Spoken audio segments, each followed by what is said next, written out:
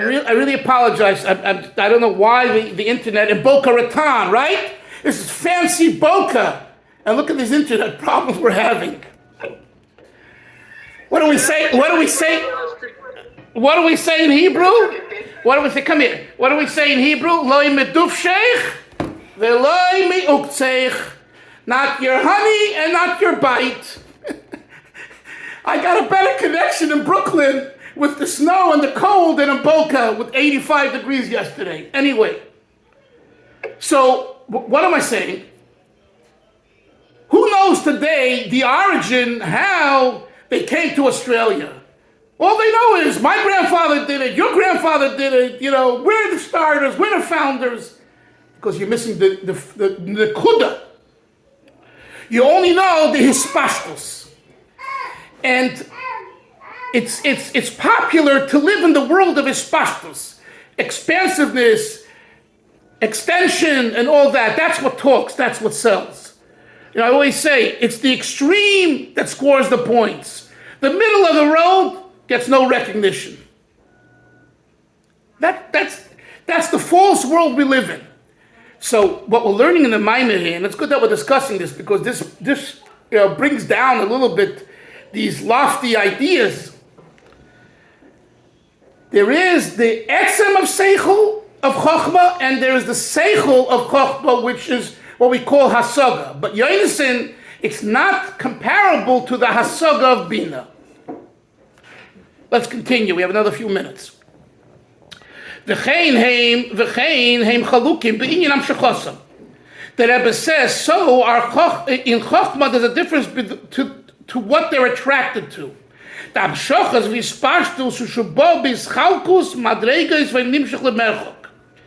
says, the expansiveness, the hispashtus, is divided into different levels, but it doesn't go very far. The oira mispashet harizu ha'ora. An energy, an oir that's extended is limited. The chol ha'ora. Listen to this. This is a rule. Put some dittos around it.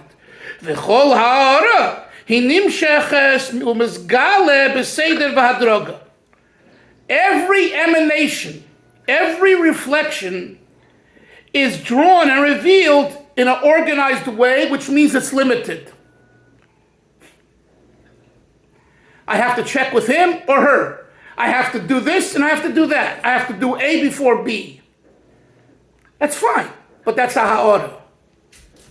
I love living in the world of etzem. Why? In the world of etzem, you can either fly or you can fall. But when you fly great. But many people can't handle that. They have to have it organized. Aleph, Beis, Gimel, tell me how, tell me who, tell me when, explain it to me. That's the world of ha'ora. Yeah, so it's very comfortable, but you're only going to have a taste. You want the essence, you have to go for broke. And that's important, and we're still not AKs, we're all young. You have to find an area in your life where you work to experiencing the etzem. Because when you experience etzem, you're on a high. And a high from Torah, and a high from Chassidus, and a high from Avas Yisrael. And a high doesn't have limitations. And that's why the Rebbe says, go give Hanukkah menorahs to Yidden all over. They go to the front in Syria, wherever they went, and the Mankal and everyone, what are you, crazy? We're being shelled here. It's dangerous. How'd you get here? Don't ask any questions. I'm a Chabadnik. That's etzem. And it needs to be appreciated. Again, not everyone could do it. But the Rebbe instilled in his Hasidim, in the 7th generation, because we need to bring Mashiach, bottom line, that all the calculations that we've made till now, we need to go l'chatchila ribba. So l'chatchila ribba, which you've heard hundreds of times, is this living with the etzem.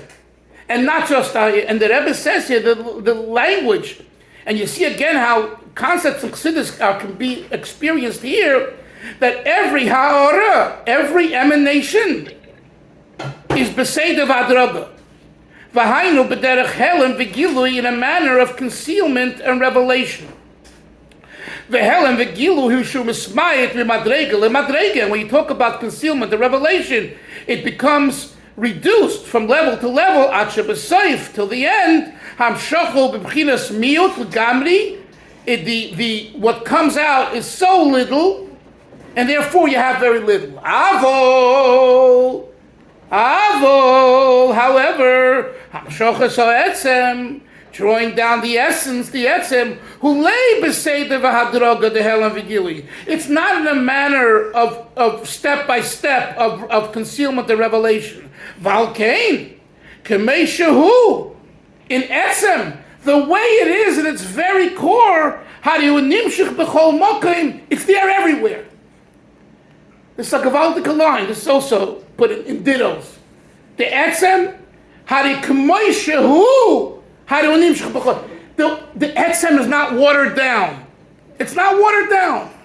And again here we see, when a person sees that someone is living with etzem, it impacts them. And if it doesn't impact them, it shows that you're not living with etzem. You're living with his pashtus. But when etzem comes, it's there, b'chol makom, with its entire essence, not a watered down essence. When I think about the Rebbe, he says, I'm going to speak Yiddish, the language of our people, the language of the Holy Baal Shem Tov. But Rebbe, there are people here that don't understand. Okay, so later on they got transistor radios. Yonason remembers that the Farbrengen to and Manis Friedman and Alta B'Tzia and Metzger, different Chassidim translated, right? But why did the Rebbe do what Rabbi Soloveitchik did? Both were from Russia, both were bright, geniuses, educated. Soloveitchik in 1960 or 61 stopped giving his YU Shiurim in Yiddish. You know why? He saw the Chaver, the students don't know what he's talking about. They no longer knew Yiddish. In the 50s, they still knew Yiddish. But starting in 60 or 61, I think we actually have a date and a time, he changed. And his Yiddish was superb. I love his Yiddish. His real, authentic, proper Yiddish. But he saw no one understands. Few understand. So he changed. The Rebbe didn't do that. Now, if I may say so, the Rebbe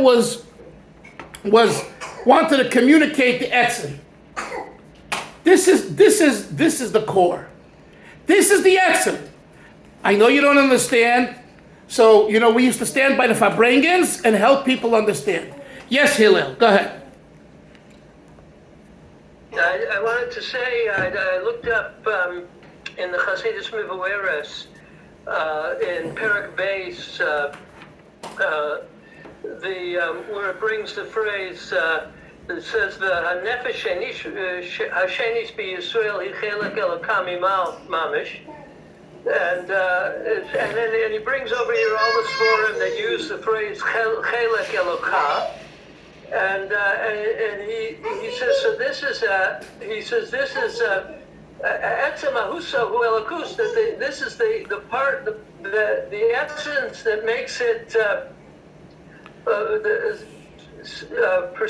possible to perceive God, or to a godly portion, a godly nefesh. And then he says something really interesting that goes with what you were saying, almost in contrast to what you were saying. He brings from Sefer, why does it use the word chelek? He says, because when you have a chelek of something, it's intrinsic to the thing itself.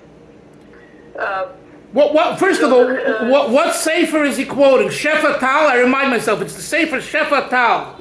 Am I right? I think that this part, hold it. Re'ei Baruch b'Sefer Nishmas Shabtai Halevi. Lebal Shefa Tal, yeah. Oh, you see? I remember the name Shefa Tal. It reminds me, Velvo, I gotta tell you a cute story. This was 1982, Los Angeles.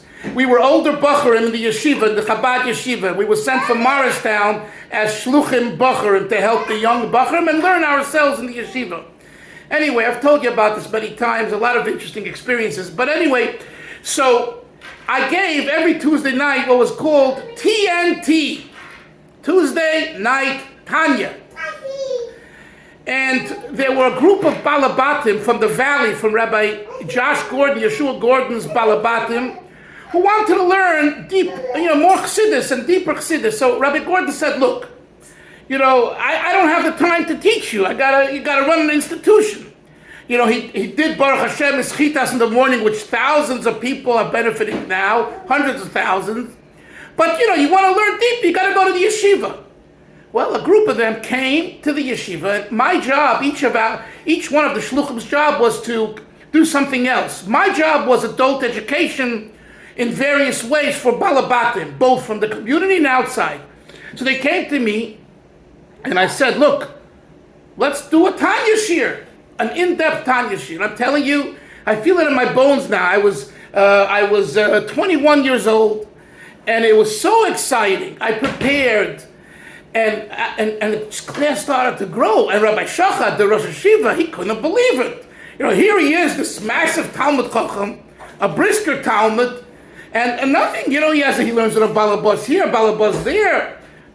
And this guy Dolphin, who is he? 21 years old, has 30, 40 people every Tuesday night coming from 45 minutes away to learn Tanya. Anyway, so one Tuesday night, a gentleman from the Chabad house in Westwood, the first Chabad house, Rabbi Kunan's Chabad house, known as 741 Gailey Avenue in Westwood at UCLA. His name was Gil. He still lives, Baruch Hashem, he lives in the old city. Gil Locks, the famous Gil that you can see on YouTube. This Gil. So at that time, he was at Chabad house, and he came to the shir. He heard about the shir. He heard it was a great group of people, and it was a good shir, and he came to the yeshiva. And I was teaching Pedig Beis and Tanya, what we're discussing now, Chelik Elakabi Mao. And I said, Chelik, I translate, Chelik Elakabi Mao, a part of God. He jumped up from a seat in front of 30, 40 people, and he says, wrong! God has no parts. And here I'm on the horse. I'm on a high. I got all these big intellectuals and successful people, dentists, lawyers, doctors, businessmen, all listening to this yeshiva bacher, and Gil busts my bubble. I remember, and everyone looked. And he said his famous words, Yesh echad v'yein sheni. Yesh echad v'yein sheni. There's only one, there are no two. And as soon as you say a chelik, a part, if you translate chelik as part, you're already saying there's two, and that's heresy.